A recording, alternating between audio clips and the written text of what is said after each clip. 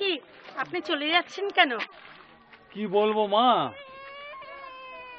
ওই যে বাচ্চা মেয়েটি এসেছিল মনে আছে, ওই যাত্রী আলোয়, ওখানে বাচ্চা মেয়েটি এসেছিল ওই বেদানা কিনবার জন্য।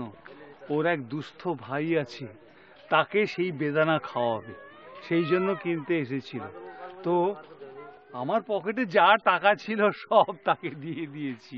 সে কি, আপনি সব টাকা দিয়ে দিয়েছেন? সব টাকা দিয়ে দিয়েছি ওই ফল কেনার জন্য। আমার মনটা কিন্তু একেবারে আনন্দে ভরে গেছে বাবা, ওইটুকু দান আমি দিতে পেরেছি। আমি খুব তৃপ্ত।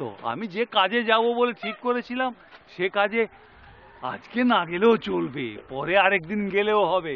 এখন তাই বাড়ি ফিরে যাচ্ছি। বাড়িতে ফিরে আবার কয়েকদিন পরে আমি টাকা পয়সা নিয়ে আবার যাব আমার মেয়ের কাছে। না না, আপনি আমাদের সঙ্গেই চলুন, আপনি খুব মহৎ ব্যক্তি।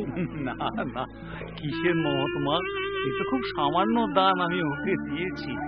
সামান্য দান তো নয়, এটা মহৎ দান। আমি আপনাকে এই 200 টাকা দিচ্ছি, আপনি আমাদের সঙ্গে কলকাতায় চলুন। মা, এটা দেখি তুমিও আমাকে ঋণী করে ফেললে মা। না না, এই কথা বলবেন না। আচ্ছা, আপনি আমাদের সঙ্গে চলুন, আমাদের এনজিওতে কাজ করুন। আপনার মতো লোকেরই আমাদের দরকার।